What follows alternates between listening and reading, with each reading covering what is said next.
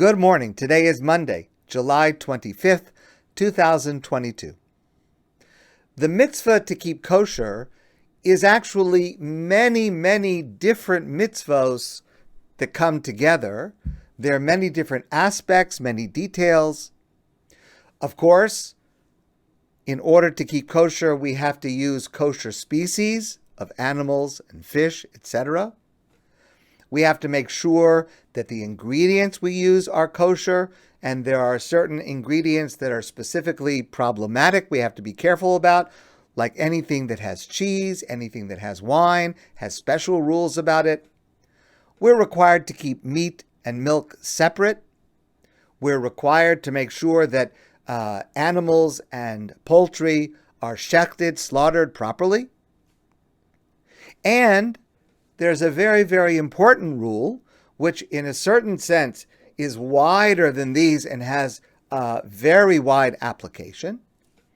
And that is, in this week's Torah portion, this week is the double portion for us. In Israel, it is the Parsha, the single Parsha of Masai, but for us outside of Israel, it's the double portion of Matos Masai. We have the following passage.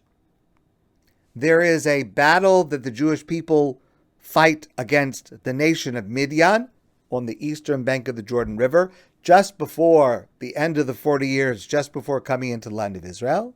And in that battle, Jewish soldiers take spoils from the battle, from their enemy, and that included utensils, eating utensils, pots and pans and whatever other utensils there were.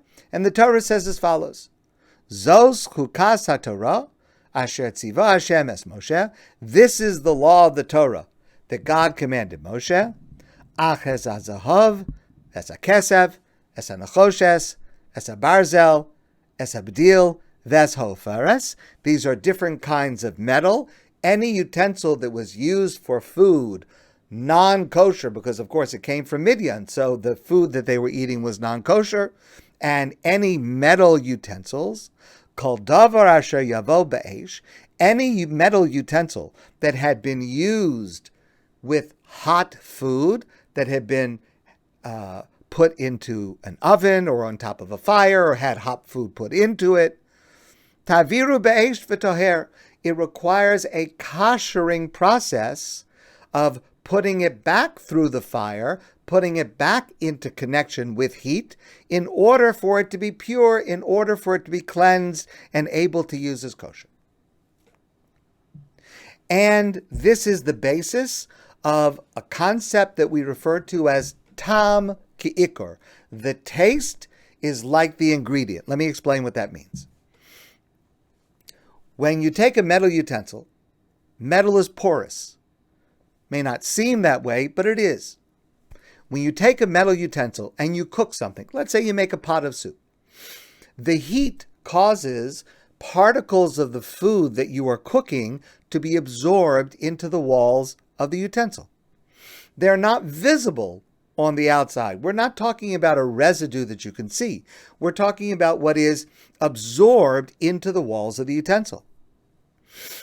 The next time you cook something else with that utensil, some of what had been absorbed previously will be released. And that means tam, the taste, meaning the particles that have been absorbed into the utensil, although they are not visible, ki'ikor, when they are released, it's as if a certain amount of that food is now added, one of the ingredients, to the second food. Now, the truth is you can see this. Certainly you can see this with a cast iron utensil, which is even more porous than, let's say, stainless steel or something else. If you do this, you take a big pot, a cast iron pot, and you cook a pot of chicken soup. And then you empty the pot. And you wash it with soap and cold water so there's no residue. Then you take the pot again and fill it with water, bring it to a boil. You will see a film develop on the surface. Where does it come from? You didn't put anything into the water. It's the residue of what had been absorbed when you cook the chicken soup, now you're cooking the water a second time. It is released into the water.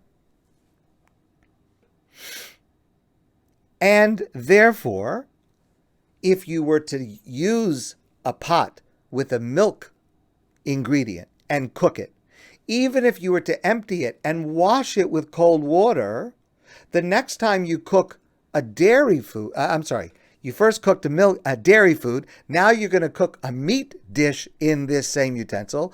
What's going to happen is the dairy particles that have been absorbed from the first cooking will be released, and now you're going to have a mixture of meat and milk, and that makes it treif, that makes it not kosher.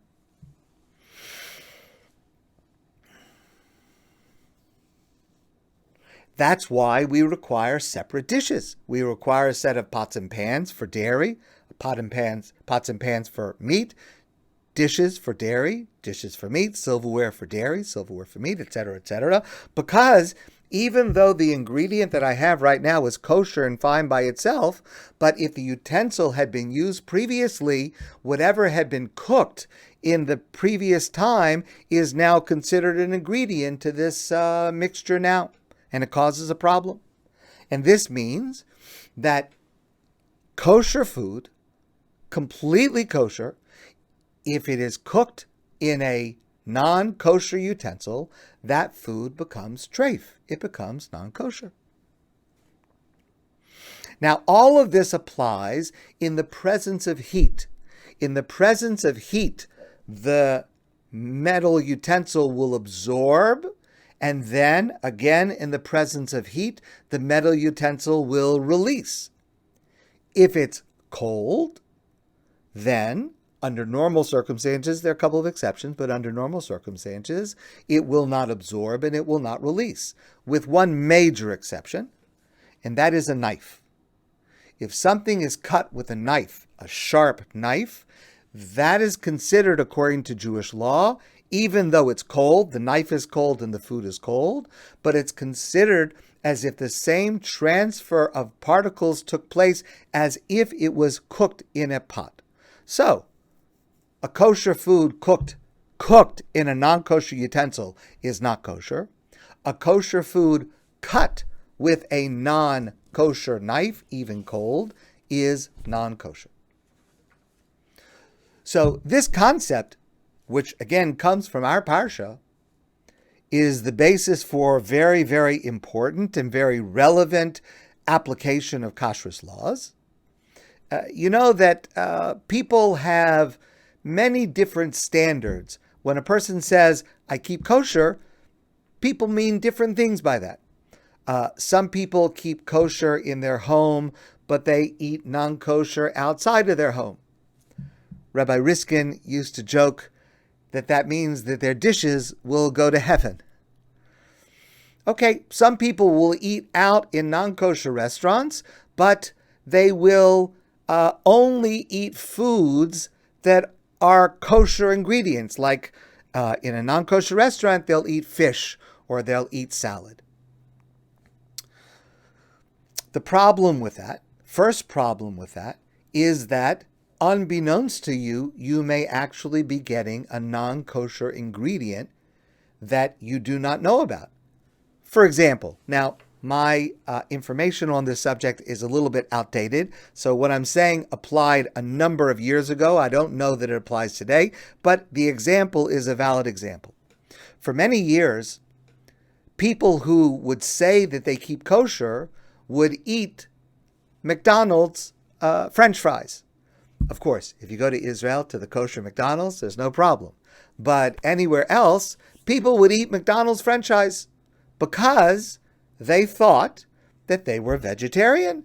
They thought that the French fries, it's potatoes, and it's cooked in vegetable oil. Well, actually, it's not cooked in vegetable oil. When they said vegetable oil, they meant vegetable oil mixed in together with beef fat, non-kosher beef fat. So a person can go to a place and think that they're getting something that is okay according to their standard, and in fact, they will not know the facts accurately and will eat something that's absolutely non-kosher. So in a non-kosher restaurant, it is impossible to know exactly what you are getting, even if you think it's only kosher ingredients. But even if it's true, even if it would be true, let's say you go to a non-kosher restaurant and you have a baked potato. It's a baked potato. It's a potato. It's wrapped up in foil. It's put into an oven. Or fish. It's a piece of salmon. Okay, forget about the fact that it is very, very prevalent today that fish that looks like one kind of fish can actually be a different kind of fish and a customer would never know it, leaving that problem aside. Or a salad. A salad? What's wrong with the salad? Or a tuna salad. It's tuna, fish, and mayonnaise. What could be the problem? So there are all kinds of problems with that, but the most simple is that if it was baked in a non-kosher oven, or it was cooked in a non-kosher utensil, or it was cut with a non-kosher knife, it's treif. It's not kosher. As soon as a knife touches it, it's no longer kosher, based on the mitzvah in our Parsha. Now, there is a very important principle in Jewish law and in Jewish life, and that is we do not agree with a all or nothing approach to religious life.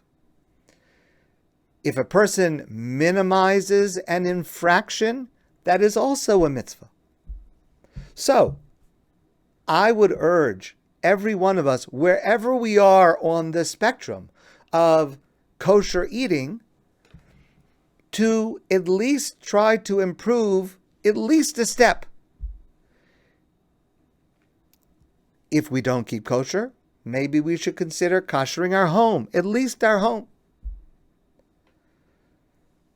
If we do eat non-kosher out, maybe we would consider choosing a food in a non-kosher restaurant that at least is kosher ingredients. It doesn't mean the food is going to be kosher. It's still problematic, but it is one less problem if the actual ingredient is kosher. It's a step. It's not sufficient. Doesn't mean that you're keeping kosher, but it's a step, and every step is positive. If a person is eating out in a non-kosher restaurant, salads or fish, for example, at least try to choose those items that are not cooked or not cut by a knife. Again, it's still not going to be kosher. There are still other problems involved with it, but whatever step we take to minimizing the infraction is a positive step. And so it's not all or nothing. It's not kosher or treif. There are all of these gradations in between, and a person should try to generally, gradually improve and increase their observance over time. Because every step that we do take is valuable. So let's just examine a few very practical scenarios. If a person is going to a non-kosher restaurant and they are going to order, let's say, fish or salad. So the first problem is it's non-kosher because the utensils that are used to cook the fish are treif. That means the fish is treif. Salad is cut up with a knife. It's a non-kosher knife. Even though it's cold, the salad is non-kosher. In addition to that, there are all sorts of ingredients that you may not think are non-kosher, but in fact they are. For example, any type of vinegar that does not have kosher supervision could have non-kosher wine added to it. Even if it's apple cider vinegar, even if it's white vinegar, it could have wine added to it, which would be non-kosher. Or there could be cheese in something. Or there could be vegetable oil, which according to the law, if it does not have a kosher symbol, could be several percentages of animal fat mixed in. You wouldn't know that. In a commercial kitchen, all sorts of things are added to foods that are prepared that you don't know about, that you would never imagine are actually in the foods that you're eating. Even if you go to a vegetarian restaurant or even a vegan restaurant, a lot of people are under the impression if they go to a vegan restaurant, it's got to be okay. What could be the problem with it? Well, there are a number of problems with it, and it's absolutely non-kosher unless it's under kosher supervision. For example, again, there's oil. If the oil doesn't have kosher supervision, it could have up to 4 to 5% animal fat in it. even though it's a vegan restaurant and it says 100% pure vegetable shortening or vegetable oil. It could have that amount of animal fat added to it. Or, as I said before, any vinegar could be non-kosher. Any natural flavoring or coloring can have non-kosher ingredients, which would very well be used in a vegan restaurant, but it could still be non-kosher. And very often in any restaurant, not all of the utensils are new. Very often a restaurant will get their utensils, their pots, their pans, their knives, etc., from a restaurant supply place. And very often they will buy secondhand.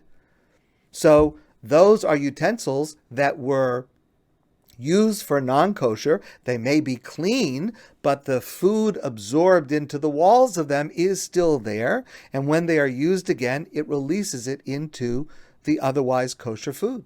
So those are just some of the issues, and there are many other issues. But clearly, a vegetarian restaurant, a vegan restaurant, yes, maybe a person is minimizing the infractions involved, but it is not considered kosher. If a person wants to go to buy fish, raw fish, so number one, of course, so the best thing, of course, is to go to a fish store that has kosher supervision so that you know that everything there is kosher, so you have no problems. But let's say you want to go to a non-kosher, to a place that sells raw fish, and it is not under kosher supervision. Well, here are the issues. Number one, you can only buy it if it's a whole fish, where you can recognize that the fish has scales, and therefore it's a kosher fish. That's number one. You cannot rely on any sign or anyone telling you this is salmon, this is trout, this is halibut. You have to actually see the fish and be able to see the scales that are there before you take it. That's number one. Number two, you would have to bring your own kosher knife. So if you have a whole fish and it's cut with your kosher knife, that would be okay. But if it is cut with a non-kosher knife, meaning in a fish store that has kosher and non-kosher, and you're using the knife that's in the store, even if the owner tells you, I only use this knife for kosher fish, or whatever else the worker or the owner tells you, it is not reliable and it is considered non-kosher. What about an ice cream store? So, most ice cream stores, certainly in North America, let's say, first of all, Ben & Jerry's, that's a separate issue. I'll leave that up to your conscience. I'm not going to discuss that. But let's say Haagen-Dazs ice cream or one of the other places where a lot of the ice creams are kosher, but there are certain items that are not kosher. Maybe a few of the flavors are not kosher. Maybe some of the toppings are not kosher. So, of course, the best thing is to go to a place where it's under kosher supervision so you know that everything in the place is kosher.